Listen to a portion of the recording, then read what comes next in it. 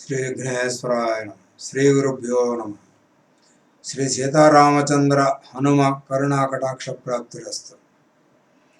శ్రీరామచంద్ర చరణౌ మనసా స్మరామి. శ్రీరామచంద్ర చరణౌ వచసా గృణామి. శ్రీరామచంద్ర చరణౌ శిరసా నమామి.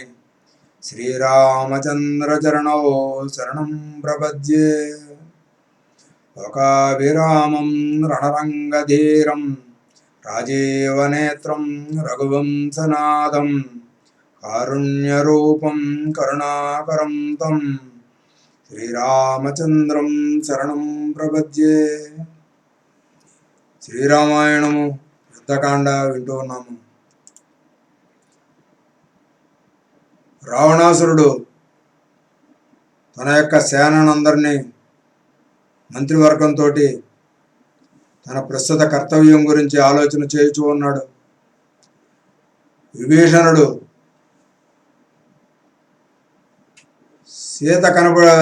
సీతను తీసుకువచ్చిన దగ్గర నుంచి అనేక రకములైనటువంటి దుశ్శకనములు కనబడుతున్నాయి. కాబట్టి సీతను అప్పచెప్పేయమని చెప్పాడు సభలో. రావణుడు సభ నుండి కోపముగా వెళ్ళిపోయాడు. తరువాత ఉదయాన్నే మళ్ళా ఇంటికి వెళ్ళి ప్రత్యేకించి చెప్పాడు. అది కూడా వినలేదు. సభను ఏర్పాటు చేశాడు. 11వ సర్గం వరకు విన్నాము. 12వ సర్గము ప్రారంభం. శ్రీ రఘురామునితో జరగబోవు యుద్ధములో తప్పక జయము పొందవలనను కోరుచున్న రావణుడు శోభిల్లుచున్న సభను చూచి సర్వాధికారికి చేయవలసిన కార్యము ఇట్లు ఆజ్ఞాపించాను. సేనాపతి ప్రహస్త అప్రమత్తతో నుండు సుశిక్షితులైన 4 విధములైన బలవంతులైన యోధులను నగర రక్షణలో నిండునట్లు నీవు ఆజ్ఞాపించము. తరువాత ప్రహస్తుడు రాజాజ్ఞ ప్రకారము భవనము లోపల బయట సుశిక్షితులైన తెలివైన సేనలను ఉంచను. ప్రహస్తుడు సైన్యమునంతను నగర రక్షణకు నియమించి పిదప ప్రభువు ఎదుటకు వచ్చి కూర్చొని ఈ విధముగా పలికను. రావణ ప్రభు విక్రమ, నీ మాట ప్రకారము సైన్యమును అన్ని చోట్ల జాగ్రత్తగా నిలిపినాను. నీవు మనసులోన దుఃఖము విడనాడి నీకు ఇష్టమైన చేయవలసిన కార్యము చెప్పు. తన హితమును కోరనట్టు ప్రహస్తుడు పలికిన మాటలన్నీ ఆలకించి అతడు చేసిన పనికి సంతోషించి సౌఖ్యమును పొందగోరిన రావణుడు మంత్రుల మధ్య నుండి ఇట్లు పలికను. ధర్మార్థ కామములందును కష్టములు వాటిల్లినప్పుడును ప్రియాప్రియములు సుఖ దుఃఖములు లాభ నష్టములు మంచి చెడులు బాగా ఆలోచన చేసి నిర్ణయములు తీసుకున్నాడు. ధర్మమూర్తులైన మీ మంత్రులు గతములో చేసిన ఏ కార్యము కూడా కొంచెమైనను వ్యర్థముగా చూడలేదు. మీ నైపుణ్యము ప్రశంసింపదగినది కూడాను. శ్రీకర మంత్రులరా, మీరందరూ ఇలా నా చుట్టూ శుభప్రదముగా రాజులుచు సహాయము అందజేయుచుండగా నేను ఐశ్వర్యమును విజయమును అవలేలగా పొందేదను. మంత్రులరా, ఇప్పుడు ఒక మాట చెప్పి మీకు గుర్తు చేయుచున్నాను. నిత్యము నిద్రలో నుండుట చేత కుంభకర్ణునకు మాత్రము ఈ విషయము చెప్పలేదు. గొప్ప బలశాలి, ఆయుధములు పట్టుటలో మంచి నేర్పరి, ధీరుడు అయిన కుంభకర్ణుడు 6 మాసములు నిద్రలో మునిగి ఇప్పుడు లేచినాడు. రాముని ప్రియపత్ని సీతపై మోహము పొంది నేను ఆమెను రాక్షసులు చరించు దండకారణ్యము నుండి అపహరించి తెచ్చినాను. అదే నాకు గండమైనది. ఏమని చెప్పుదును? ప్రీతితో తెచ్చిన రమ్య సీత నా కామమును తీర్చుకున్నది, నా శయనము ఎక్కకున్నది. 3 లోకములలో ఆమెను మించిన సౌందర్యవతి లేదంటే లేదు. జానకీ రమణి సుందరి. ఆ కాంతారత్నము కటి ప్రదేశము విశాలముగా సొంపుగా నుండును. నడుమ అతి సన్నము. పూర్ణచంద్రుని వంటి బంగారు ముఖము గల ఆమె శిల్పి చెక్కినట్లుగా ఉండును. జానకి పాదముల అడుగులు అడుగు భాగములు అతి నాజూకుగా ఎర్రగా నుండును, గోళ్ళు రాగి వర్ణములో నుండును. ఆమె పాద సౌందర్యము చూడగా నాలో మోహము అధికమైనది. హోమాగ్ని జ్వాలల వలె సూర్యకాంతి వలె వెలుగొందుచు ఆమెను ఉన్నతమైన ముక్కును, మనోహరమైన నేత్రములను, రమ్యమైన ముఖములను చూచిన వెంటనే నేను కామమున మునిగిపోవుదును. జానకి మోహముతోనున్న నేను కోపము చెందినప్పుడు, సంతోషముతో నున్నప్పుడు, శోకముతో నున్నప్పుడు, తాపముతో ఉన్నప్పుడు కూడా కామము నన్ను విడవకుండా నిత్యము వెంబడించుతున్నది. ఈ సీతపై గల ప్రేమతో ఏమి కామముతోనేమి ఆమెకు సంతోషముతో 1 సంవత్సరము గడువు ఇచ్చినాను. తప్పో కాదో నాకు తెలియదు. ఈ రమణి నన్ను కామాగ్నిలో ముంచినది. మహాభయంకర జల జంతువులతో నిండియున్న విశాలమైన సముద్రమును దాటి వానరులు, వీరులు, రామలక్ష్మణులు లంకను చేరుట సాధ్యమే. ఆలోచించగా అదెట్లా సాధ్యమగును? ఒక్క వానరుడు ఇటువైపుకు వచ్చి మనకు క్లేశము కలిగించినాడు, నాకు చాలా బాధ కలిగించినాడు. కావున దీనిని గురించి మీ అభిప్రాయమును శ్రద్ధగా వివరించండి. కేవలము మనుష్యుల వలన నాకు భయమన్నదే లేదు. నేను దేవాసుర యుద్ధమున దేవతలను జయించినాను. మీరు కూడా నా వెంట ఉండి పోరు సల్పి విజయ మార్గమున నడిచినారు. రామలక్ష్మణులు జానకి జాడ తెలుసుకున్నారు. వారు లంకను చేరుటకు సుగ్రీవునితోనూ సైన్యముతోనూ సముద్రము ఆవలి తీరమునకు వచ్చి నిలిచి ఉన్నారు. నేను నా సీతను ఇవ్వకుండా సంతోషముతో ఇండునట్లు, సూర్యుడు రామలక్ష్మణులను సంహారము చేయనట్లు మీరు ఆలోచించి మంచి ఉపాయమును చెప్పండి. రాక్షసులు తప్ప భూమిపై అన్యులెవ్వరూ ఎప్పుడు సముద్రమును దాటి లంకను పట్టుకొనుట ఎలా సాధ్యము కాదు. కావున నాకు విజయము కలగడం నిశ్చయం. అప్పుడు కామార్తుడైన రావణ ప్రభువు పలికిన అసంబంధమైన వచనములు విని మహాబలాఢ్యుడైన కుంభకర్ణుడు కోపము చెంది ఇట్లు పలికను. రావణ ప్రభు, నీవు సీతను అపహరించక ముందే ఆలోచించి ఉండినచో బాగుండేది. ఇప్పుడు ఆలోచన చేసిన పోయిన నీటి కోసము అడ్డుకట్ట కట్టడము వంటిది అవును.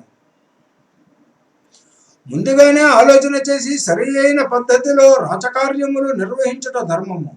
అలా ఆలోచన చేసి ఉన్నచో ఇప్పుడు పశ్చాత్తాపము చెందవలసిన అవసరం రాదు. రావణ, ఏ ఆలోచన లేకయే ఈ లోకములో కార్యములు పురుషులు చేసినచో అవి అన్నీ శుచి లేని వారు ఇచ్చు హౌస్ వంటిది. నీతి అయినదేదో నీతి కానిదేదో పూర్తిగా నిజము తెలుసుకున్నట్టి మూర్ఖుడు ముందు వెనుకలు చూడకుండా చేయు కార్యములు సర్వము చెడిపోయి ఆఖరున విచారించును. తన శక్తిని చూచుకొని విర్రవీగి తొందరపాటుతో కార్యములు చేసిన అవి చెడిపోవా? షణ్ముఖుడు క్రౌంచ పర్వతమునకు చేసిన రంధ్రమున పక్షులు ప్రయాణించినట్లు ఇతరులు లాభమును పొందుదురు. రావణ, నీవు కొంచెము కూడా ఆలోచించకుండా జనకుని తీసుకుని వచ్చినావు. సీతాపహరణము చేసినందునకు నీ అదృష్టము బాగుండి రాముడు నిన్ను ఇంతవరకు చంపకుండా వదిలినాడు. రావణ, నీవు దోషములు నిన్ను చేసి ఉన్నావు. నీవు చేయవలసిన శత్రు సంహార కార్యమును నేను పూర్తి చేసేదను. నీవింక ఖేదము చెందకము. దేవా, నీవేమీ బాధనందకము, నిశ్చింతగా నుండము. నేను నీ శత్రువులనందరను, వారు ఇంద్రుడైనా, వాయుదేవుడైనా, అగ్నిదేవుడైనా, కుబేరుడైనా, వీరుడైనా యుద్ధమును సంహారము చేసేదను. స్వామి రావణ, పర్వతము వంటి శరీరము, క్రూరమైన కూరలో గల నేను పరిగను చేతబట్టి గర్జించుతూ యుద్ధము చేయ ఇంద్రుడైనా భయపడును. తండ్రి, నీవు ఆ రాముని భయమును విడువము.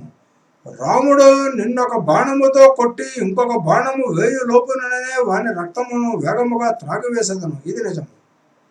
ముందుగా రామునినే సంహరించి నీకు దుఃఖమును కలిగించదను. ముందుగా రామునినే సంహరించి నీకు సుఖమును కలిగించదను. రామ లక్ష్మణులను ఇద్దరును సంహరించి తరువాత వానరులందరూ భక్షించి వేసి నీకు సంతోషము కలిగించదను. అన్న రావణ, నీవు సకల సౌఖ్యములతో క్రీడించుము. ప్రీతిగా ఎంతైనా మద్యమును సేవింపము. భయము లేకుండా పనులు చక్కబెట్టము. రాముని చంపిన తరువాత సీత నీ వశమగును. 12వ సర్గము సమాప్తము. 13వ సర్గము ప్రారంభం. శ్రీరాముని యుద్ధవార్తను విని దశగ్రీవుడు చింతించుతుండగా కుంభకర్ణుడు పలికిన మాటలకు రావణుడు కోపము చెందగా అతని కోపము పోగొట్టుటకు పార్శ్వుడు లంకాధిపతితో ఇట్లు పలికను. రావణ, రాక్షస ప్రభు వినుము. సింహములు పులులు గల ఘోరాడవిలో ప్రవేశించి అచట మధువు లభించగా త్రాగక వదలువాని వలె నిన్ను విడచువాడు అత్యంత మూర్ఖుడవును. రావణ, దైత్యకుల చంద్రమా, నీవు పావన జానకతో కోడిపుంజు వలె చరించుము. బలాత్కరించైనా అనుభవించము. నీకు ఈ భూమి మీద నిజముగా అడ్డన్నది ఎన్నడైనా కలదా? నీ కోరిక తీరినట్లుగా జానకిని అనుభవించుము. నీకు భయం ఎందుకు? తరువాత ఏమైనా ఆపద వచ్చినా మనము ఆలోచించి ప్రతిక్రియ చేయదుము. ధీరా రావణ, విక్రముడు, కుంభకర్ణుడు, సూర్యుడు, విశేష ప్రతిభ కలవాడు ఇంద్రజిత్తు మా వెంట యుద్ధమునకు రాగా మమ్ము ఎదిరించుటకు నీకు వజ్రాయుధము కలిగిన ఇంద్రునికైనా తరమే? లంకేశ్వర, కొందరు తెలివైన వారు పనులు సాధించుటకు సామధాన భేదములను సలిపి ప్రయోజనములు పొందుచుందరు. కానీ దండ ప్రయోగము చేతనే సాధించడం మంచిదని తలంతును.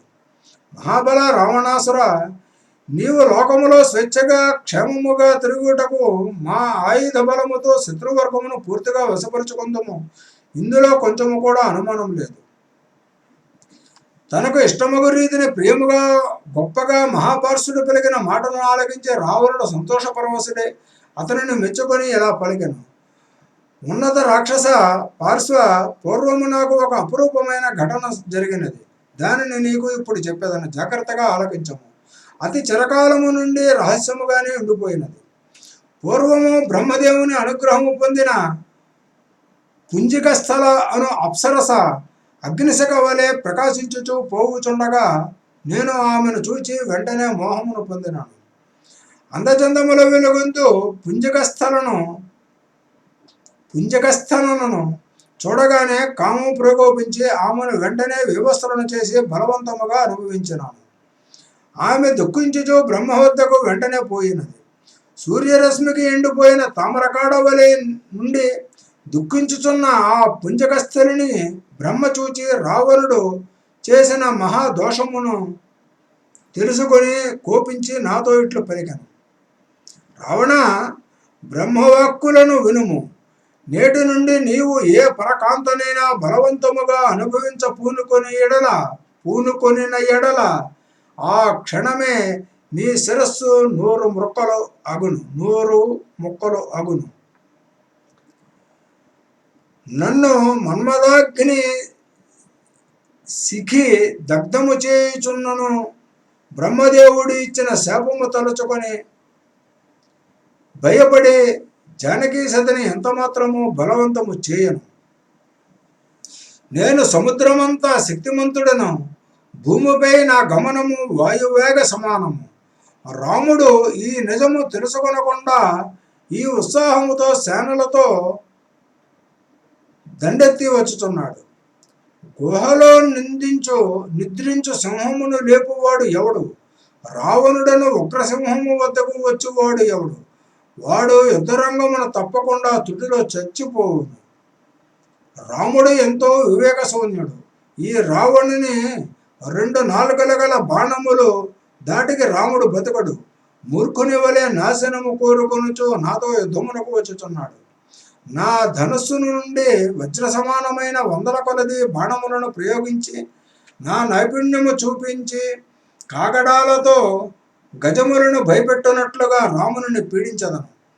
ప్రాతకాలమున సూర్యుడు ఉదయించి నక్షత్రముల కాంతిని హరించినట్లు శ్రీరాముని సర్వసైన్యమును నాశనము చేసి 3 లోకముల ఖ్యాతిని పొందెదను. ఇందు ఏమీ అనుమానము లేదు. 1000 కన్నులు గల దేవతల ఆరాధ్యుడు దేవేంద్రుడు కాని, వరుణుడు కాని, మరెవ్వరు కాని నన్ను రణరంగమున గెలుచుట సాధ్యమే? కుబేరుడు పాలించిన ఈ లంకను నేను నా భుజములతో సంపాదించిందని. 13వ సర్గము సమాప్తము. 14వ సర్గము ప్రారంభము. మహాపరుషుడు కుంభకర్ణుడు చెప్పిన మాటలను ఆలకించిన విభీషణుడు క్రూర దుర్మధ రావణునితో హితకర ధర్మ వాక్యములను పలికెను. సీతాసతి నీ పాలిట విషసర్పము, జానకీమాత బాహువుల మధ్యప్రదేశము మహాసర్పదేహము. జానకీమాత బాహువుల మధ్యప్రదేశము మహాసర్పదేహము. రామపత్నిపై నీ దుష్టచింతనే పరమ దుర్భర విషయము. మైథిలి చిరునవ్వు వాడి అయిన కోరలు, 5 వేళ్ళు నాగుపాము 5 పడగలు. ప్రమాదకరమైన సర్పమును తెచ్చుకొని నీ మెడకు చుట్టుకొనిన నీచుడవు. దశకంఠ వినుము. పర్వత శిఖర సమానులు కోరలు గోళ్ళు ఆయుధములుగా గలవారు అయిన వానర వీరులు లంకాపట్టణము అన్ని దిక్కుల వచ్చి వాళ్ళక ముందే రామునకు సీతను ఇమ్ము.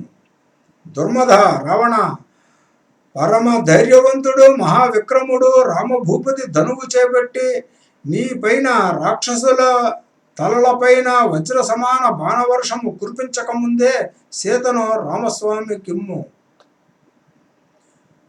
విక్రముడైన రామచంద్రుని చూడగానే నీ రాక్షస పరాక్రమవంతులు మహాకాయులు కుంభకర్ణ నికుంభ మహాపార్శుడు నీ కొడుకు ఇంద్రజిత్తు ఎవరో మిగలరు. రావణ తండ్రి, సమయము మించిపోయినా నిన్ను సూర్యుడు కాని ఇంద్రుడు కాని యముడైనా కాని రుద్రుడైనా కాని ఎవరూ రక్షించలేరు. నీవు పాతాళమున దాగినను రాముడు నిన్ను ప్రాణములతో వదలడు. విభీషణుని మాటలను ఆలకించిన ప్రహస్తుడు దశకంఠునకు సంతోషము కలిగినట్లుగా, విభీషణ, దానవులచే గాని సిద్ధులచే గాని దేవతలచే గాని ఏ విధముగాను ఏమీ భయము లేదని గర్వముతో పలికెను. విభీషణ, గంధర్వుల నుండి యక్షుల నుండి పన్నగుల నుండి పక్షుల నుండి కొంచెము కూడా భయము లేదు. అటువంటిది రాక్షసులకు మీకు రాముని వలన దుఃఖము ఎలా కలుగునో ఆలోచించుము. అంతటా ప్రహస్తుని మాటలను ఆలకించి గుణవంతుడు ధర్మార్థ కామ ఐశ్వర్యముల యందు బుద్ధి కలవాడు రాజు హితమునే కోరువాడు అయిన విభీషణుడు ప్రహస్తునితో ఇట్లు పలికను. ప్రహస్త, నీవు కుంభకర్ణుని గురించి మహోదరుని గురించి మాట్లాడగా విని ఉన్నాను. అధర్మముగా నడుచువానికి స్వర్గప్రాప్తి దుర్లభమైనట్లు స్వర్గప్రాప్తి దుర్లభమైనట్లు శ్రీరాముని ముందు మీ బలములు అన్నీ ఎందుకు పనికిరావు. ప్రహస్త, నా మాటలను ఆలకించుము. నావతో సముద్రమును దాటలేనట్లు యుద్ధమున రాముని జయించుట నీకు నాకు పంతి కంఠాసురునకు మరెవరికి అయినా సాధ్యము కాదు. శ్రీరాముడనన దేవతలు కూడా గెలవలేనివాడు.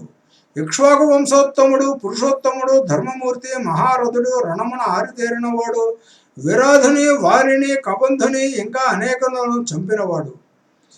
ప్రహస్త వినుము. రాముని తీక్షణమైన బాణములు రెక్కలు కలిగి ఉండి సూటిగా వేగముగా సంచరించు. వాటిని ఎదిరించగల ధీరుడు ఈ భూమి మీద ఎవడూ లేడు.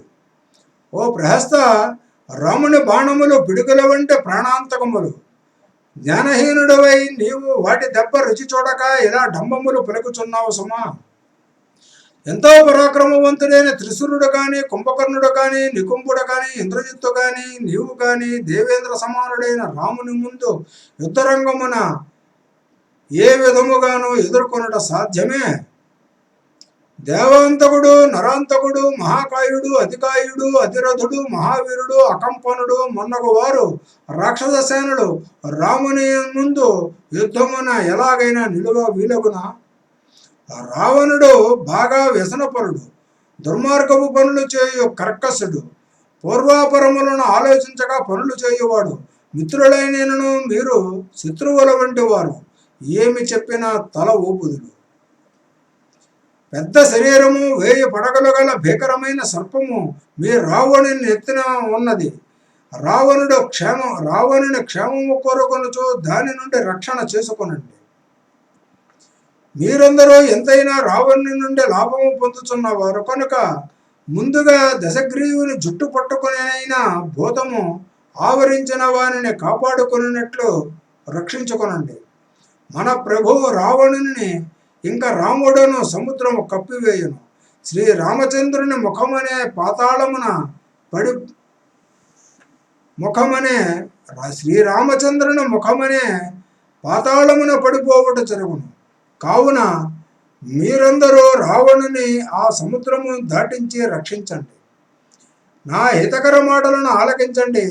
రావణ రాక్షసరాజునకు రాక్షస సమూహములకు సఖులకు అందరకు చెప్పుచున్నాను, సీతాసతిని రామునకు ఇచ్చుటయే మంచిది. శత్రువు యొక్క సర్వశక్తులను తెలుసుకుని తన వారి యొక్క బలములను లెక్క వేసుకుని లాభ నష్టములను చూచుకొని ప్రభువు హితము కోరుచు సలహా ఇచ్చువాడైన సరి అయిన మంత్రి యవను. 14వ సర్గము సమాప్తము. 15వ సర్గము ప్రారంభము. బృహస్పతి సమానుడైన బుద్ధిమంతుడు విభీషణుడు పలికిన హితకరముగు మాటలను ఆలకించి విద్యావరుడు దైత్యముఖుడు ఇంద్రజిత్తుడు ఇట్లు పలికను. వినతండ్రి విభీషణ, నీవే ఇలా భయపడుచు అనర్థముగా మాట్లాడుట తగున. రాక్షసులలో సామాన్యుడు కూడా ఇలా పలుకుడు. అటువంటిది బుద్ధిమంతుడవు నీవు ఇలా పలుకవచ్చునా? దైత్యవంశమున రావణ పాలనలో ఉంటూ ధైర్య శైర్యములో సర్వము విడిచిపెట్టి పిరికితనముతో భయమును కలిగించుచు ఈ విభీషణుడు ఒక్కడే హద్దు మీద మాట్లాడుచున్నాడు. ధూర్త విభీషణ, ధైర్యము విడిచి ఇలా మాట్లాడుదువా? చీచి, మానవ మాతృలు రామలక్ష్మణులను మన రాక్షస వీరులు ధీరులు వధించదరు. ఎందుకు నీవు మాకు భయము కలిగించుచున్నావు? నీకు తెలియదా? 3 లోకములకు ప్రభువైన ఇంద్రునినే చేతితో పట్టుకొని నేలకేసి కొట్టినాను. అది చూచి దేవతలందరూ మా పరాక్రమమునకు భయపడిపోయి దిక్కులు పట్టి పారిపోయినారు. వినతండ్రి, వికృతముగా హేయముగా శబ్దములు చేయుచు ఘంకారములు చేయుచున్న ఐరావతమును నేలను వేసి కొట్టి దాని దంతములను బలవంతముగా పీకివేయగా చూచిన దేవగణములు భయపడిపోలేదా? దేవతల గర్వమును నేను ఇట్టే పోగొట్టినాను. గొప్ప గొప్ప దైత్యులకు శోకము కలిగించినాను. అటువంటిది సామాన్య మానవ మాతృలు రామ లక్ష్మణులనే నేను ఓడించలేనా? శస్త్రధారులలో గొప్పవాడైన విభీషణుడు ఇంద్రజిత్తు పలికిన డంపపు మాటలను ఆలకించి అతనితో వజ్ర సమానమైన అర్థవంతమైన మాటలను పలికను. నాయనా ఇంద్రజిత్తు, నీకు పూర్తిగా జ్ఞానము లేదు, ఇంకా బాలుడవే. మంత్రాంగము చేయుటయందు నీకు సరియగు ఆలోచన లేక మన నాశనము కలిగించు అనర్థపు మాలుకలను పలుకుచున్నావు. వినిన్నావు కదా, రావణునకు రామునిచే వినాశము కలుగునని తెలిసి కూడా ఇలా ప్రవర్తింతువా? నీవు రావణుని కుమారుని రూపములోనున్న రావణుని నాశనమునకు కర్రకొడకు శత్రువు. ఓరి ఇంద్రజిత్తు, నీవు చంపదగిన వాడవే. ధీరుడవై తేజమును చూపించుచున్న నిన్ను తీసుకుని వచ్చి ఈ మంత్రాంగములో కూర్చుండబెట్టిన క్రూరుడు కూడా సంకోచము లేకుండా చంపదగిన వాడే. ఇంద్రజిత్తు, నీవు మూర్ఖుడవు, అజ్ఞానివి. నమ్రతా గుణము అసలే లేదు. తీక్షణ స్వభావము కలవాడు, అల్పబుద్ధివి. నిజము తెలుసుకొనకుండా ఇలా ప్రేలాపనలు ప్రేలుచున్నావు. రాక్షసరాజు దశకంఠుని కుమార ధైర్య శైర్య ఇంద్రజిత్తు శ్రీరాముని బాణములు బ్రహ్మదండముల వలె అలవారుచుండును. శరములు కాంతి కిరణములు ప్రసరించుచుండును. అతని అలుగులు మృత్యుదేవతతో సమానములు. అసుగాలు యమదండముల వంటివి. అట్టి శ్రీరాముడే రణరంగమును నిలబడగా అతనితో పోరాడుట ఎవరి తరము చెప్పు? దైత్య రాజవర, నీవు బుద్ధిగా ధనరాశులు అలంకార భూషణములు మణిరత్న వైఢూర్యములు శ్రేష్టమైన వస్త్రములు సమకూర్చి జానకిని రామచంద్రుని వద్దకు పంపిన మన రాక్షస జాతి క్షేమముగా జీవించును. 15వ సర్గము సమాప్తము. స్వస్తి. శ్రీరామార్పణమస్తు.